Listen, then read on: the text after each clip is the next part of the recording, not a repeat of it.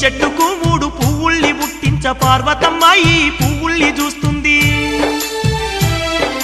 బ్రహ్మఛాయ పువ్వు విష్ణు ఛాయ పువ్వు తెంపుకున్నా గాని అడ్డు చెప్పకయ్యా